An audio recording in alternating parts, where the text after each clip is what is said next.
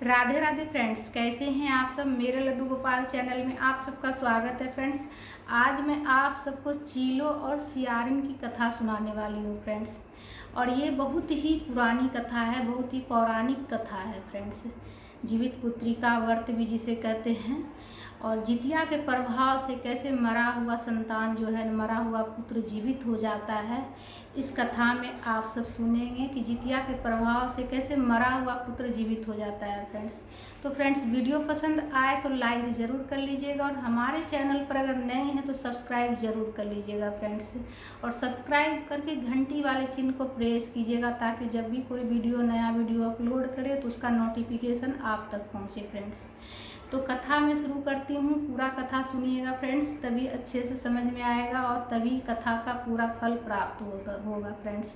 तो देखिए, कथा शुरू में जैसे चीलो और सियारन, चीलो और सियारन दोनों जो है ना जितिया का, जैसे कि सिर्फ चीलो व्रत किया करती थी, जितिया का व्रत। चीलो जितिया का व्रत किया करती थी, और पारण वाले दिन जो है ना गौशाला में जाकर दूध पीकर अपना व्रत खोला करती थी। और सियारन जो है व्रत वाले दिन जो है ना दोपहर तक व्रत करती थी। उसके बाद वो जाकर शिकार करके मांस वगैरह, हड्डी हुड्डी ये सब खा लिया करती थी। ठीक है, तो वो व्रत नहीं किया करती, तो उसका व्रत जो है पूर्ण नहीं होता था। तो उसके बाद दोनों का जब अगला जन्म हुआ, तो चीलो और सियारन दोनों का जब अगला जन्म हुआ, तो अगले जन्म में दोनों बहन के रूप में एक ही घर में जन्म हुआ। ठीक है, दो बहन के रूप में एक ही घर में जन्म हुआ। सियारन जो थी वो बड़ी बहन बनी, और जो चीलो थी वो छोटी बहन बनी। छोटी बहन बनकर दो एक ही माँ बाप के यहाँ दो बहन बन के जन्म ली। तो जब दोनों बड़ी हुई, तो जब विवाह के योग्य हुई, तो सियारन का शादी जो है एक राजा से हुआ, और उसी राजा के मंत्री से चीलो का शादी हुआ। ठीक है, तो चीलो तो शुरू से ही मतलब पूर्व जन्म में भी जितिया का व्रत करती थी, इसलिए उसे पूरा मतलब पिछले जन्म का भी याद था, और इस जन्म में भी वो जितिया का व्रत करती थी। तो जितिया के व्रत के प्रभाव से उससे संतान की प्राप्ति हुई, 8 संतान की प्राप्ति हुई। ठीक है, और जो है ना सियारन जो थी वो जितिया का व्रत नहीं किया करती थी, तो उसके संतान होते थे और ख़त्म हो जाते थे, होते थे ख़त्म हो जाते थे। तो जिसके वजह से उसे कोई भी संतान नहीं, मतलब उसके गोद खाली था, एक भी संतान उसके पास नहीं थी। तो जितिया का व्रत करती थी चीलो, तो उसके संतान थे।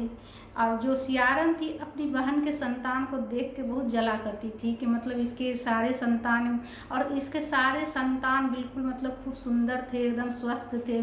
तो उसे देखकर वो चिढ़ा करती थी, अपनी बहन के पुत्रों को देखकर, अपनी बहन के पुत्रों को देखकर चिढ़ती थी। तो ये जब जितिया का व्रत आया, तो चीलो जो थी वो जितिया का व्रत किया करती थी।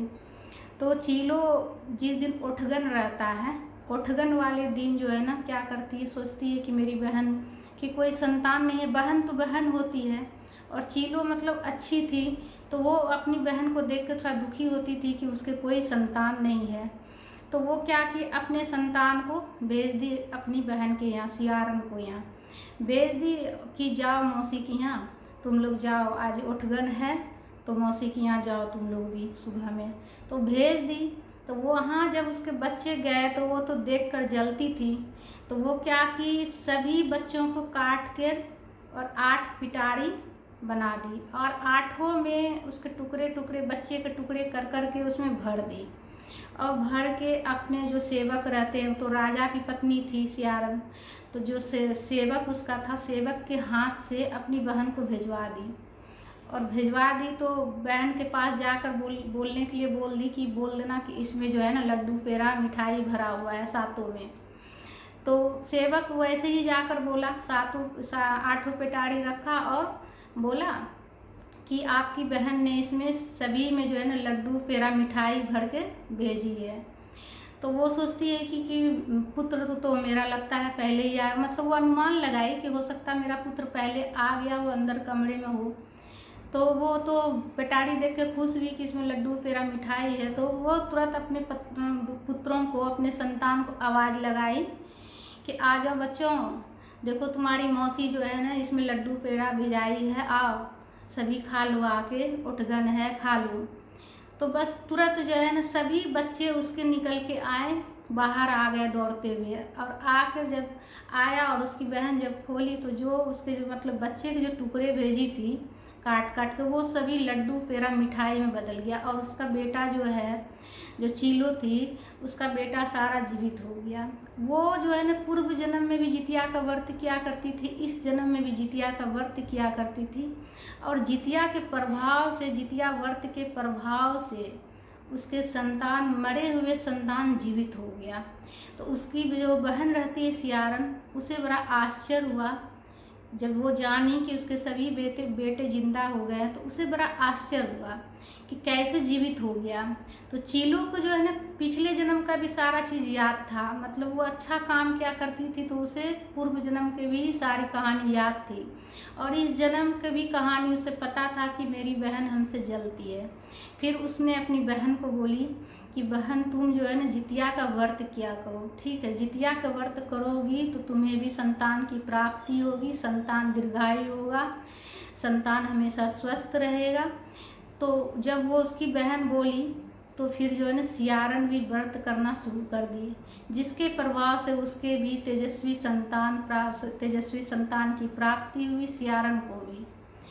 तो फ्रेंड्स इस तरह से जो है ना जितिया का व्रत करने से जो है ना कभी भी कोई भी माताएं कि जो भी माताएं जितिया का व्रत करती है उसके संतान पर कभी कोई विपत्ति नहीं आता है। जो भी विपत्ति आने वाला रहता है सभी जीमूत वाहन भगवान की कृपा से सभी कष्ट, सब जो भी विपत्ति रहता है वो सब दूर हो जाती है। तो फ्रेंड्स ये थी कथा, ये थी कहानी, बहुत ही पुरानी कहानी थी, है कि जो जितिया के प्रभाव से मरा हुआ पुत्र जीवित हो गया। ये बहुत ही पुरानी कहानी है फ्रेंड्स। ये मेरी दादी नानी हम लोग को सुनाया करती थी जब हम लोग छोटे छोटे थे। और अब मेरी मम्मी जो है ना अपने पोता पोती को भी सुनाती है। तो मुझे याद थी ये कहानी, तो आप लोग के साथ हम शेयर किए हैं फ्रेंड्स। तो फ्रेंड्स हमारा ये वीडियो आप सबको कैसा लगा, ये कहानी कैसी लगी, अच्छी लगी तो लाइक ज़रूर कर लीजिएगा। और हमारे चैनल पर अगर नए हैं तो सब्सक्राइब ज़रूर कर लीजिएगा। और कमेंट में जीमूत वाहन भगवान की जयकारा ज़रूर लगाइएगा फ्रेंड्स। राधे राधे फ्रेंड्स। सभी माताएं, सभी बहनों का गोद हमेशा भरे रहे। राधे राधे।